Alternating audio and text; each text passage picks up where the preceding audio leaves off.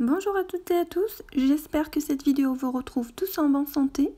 Aujourd'hui on se retrouve avec une recette de qalbellouz, ce gâteau au miel à base de semoule qui est indispensable dans le mois sacré de Ramadan. Je vais également vous donner tous les secrets pour le bien réussir. Donc cette vidéo là est composée de 3 parties. Une première partie dans laquelle j'explique comment trouver la bonne unité de mesure. Une deuxième partie consacrée pour la préparation du sirop. Et enfin une troisième partie là où on va préparer notre gâteau. Sans trop tarder, commençons tout de suite.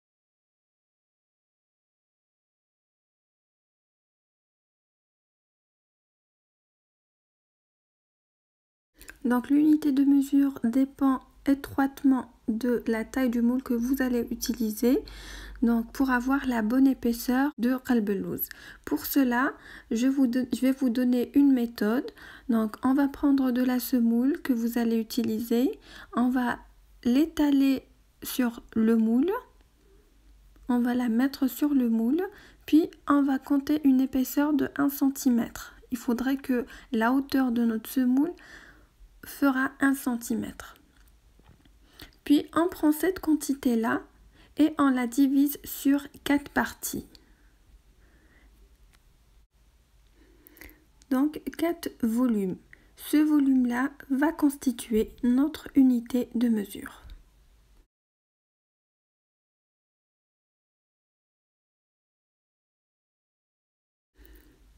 Donc voilà donc notre unité de mesure, on va l'utiliser tout au long de notre recette.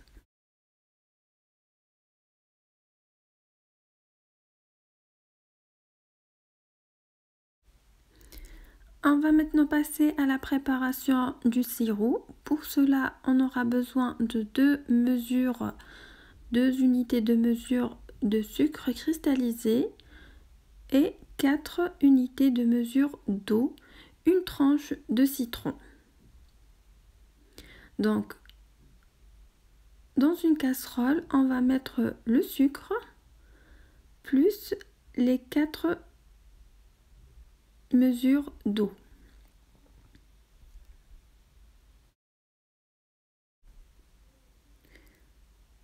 Puis, on rajoute la tranche de citron. On met tout ça sur un feu.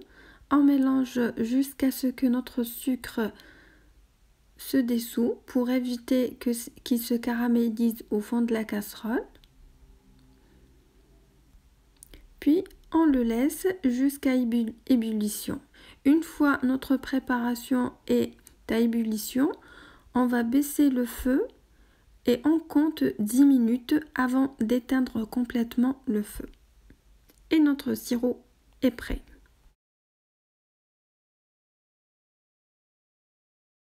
Maintenant, on passe à la préparation de notre gâteau. Pour cela, on aura besoin de 4 mesures de semoule grosse, du sel, une mesure d'un mélange entre beurre fondu et l'huile de tournesol, une mesure d'un mélange entre l'eau et l'eau de fleur d'oranger, 2 mesures de sucre.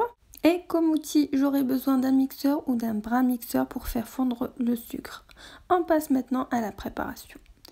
Donc dans un grand récipient, on met la semoule, les 4 unités de mesure de semoule, plus le sel. On mélange le tout. Puis on rajoute une mesure d'un mélange entre beurre fondu et l'huile de tournesol. On mélange cette préparation, puis on la laisse de côté pour que nos grains de semoule absorbent l'huile et le beurre fondu. Entre-temps, je vais faire dissoudre mon sucre dans l'eau. Pour cela, on met une mesure du mélange entre l'eau et l'eau de fleur d'oranger dans un récipient, plus les 2 mesures de sucre.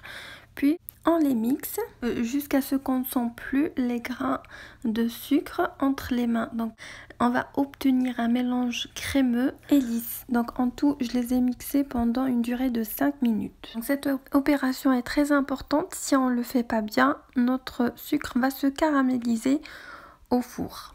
Maintenant, on va prendre cette préparation et on va la mettre sur notre semoule comme ceci, et on mélange juste un petit peu pour éviter que le gluten se dégage. Si on mélange beaucoup, ça risque que notre semoule ne va pas absorber le sirop après sa cuisson. Donc il ne faut pas trop mélanger. On couvre et on laisse notre semoule absorber la totalité du liquide. Ça peut prendre plusieurs heures, cela dépend de votre semoule. Pour moi, ça m'a pris une nuit complète. Voilà, après une nuit complète, les grains de semoule ont gagné du volume, ils ont absorbé le liquide. Maintenant, on va le prendre et on va le dresser sur notre plateau que j'ai beurré, comme ceci. On va l'étaler sur toute la surface de notre plateau sans appuyer. Il ne faut pas appuyer sur la semoule. Voilà. Donc on va la répartir uniformément sur toute la surface et on va essayer d'obtenir une surface lisse sans trop appuyer. On va venir maintenant tracer des traits pour pouvoir mettre une décoration sur nos gâteaux. Donc on va mettre des cacahuètes ou des amandes, ce que vous voulez. Puis on enfourre dans un four préchauffé à une température de 200 degrés. On allume le four seulement en bas jusqu'à ce que les bordures soient bien dorées. Puis on allume en haut pour faire dorer la surface supérieure.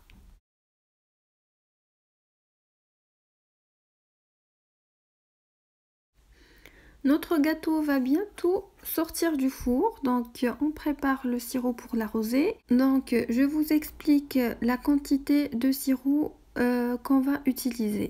Donc notre sirop est bien froid. Donc en principe, nous avons 4 mesures de sirop pour 4 mesures de semoule. Donc là, on compte 4 mesures de sirop. Puisqu'il s'est évaporisé lors de sa cuisson, on va compléter la 4e mesure avec l'eau de fleur d'oranger. Donc si vous arrosez votre gâteau plus qu'il en faut, il ne va pas tenir la forme, et si vous l'arrosez moins, il va être dur. Et voilà, notre sirop est prêt. Il faut qu'il soit bien froid et le gâteau bien chaud. On va le faire sortir immédiatement du four et on l'arrose sur place. Voilà, donc on commence à mettre notre sirop sur notre gâteau qui est bien chaud. On va mettre petit à petit et notre gâteau va absorber au fur et à mesure le sirop.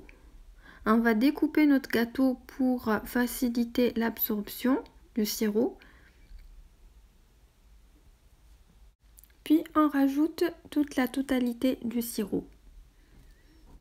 Une fois qu'on a rajouté tout le sirop, je vais laisser mon gâteau Qalbellouz absorbe tout le sirop, et cela pendant une durée de 8 à 10 heures. Donc je vais le laisser une nuit complète et on se retrouve après pour vous montrer le résultat final. Voilà, après une nuit complète, mon gâteau a absorbé la totalité du sirop. Donc je vais vous montrer le résultat qu'on a obtenu et je vais vous découper une partie. Il est vraiment délicieux, c'est comme celui qui se vend dans les commerces ou peut-être mieux. Voilà, en espérant que la recette d'aujourd'hui vous a plu, n'oubliez pas de liker la vidéo, de la partager avec vos amis, vos proches et de vous abonner si vous n'êtes pas abonné. Et je vous dis Zahaftorkom et à bientôt pour une nouvelle recette.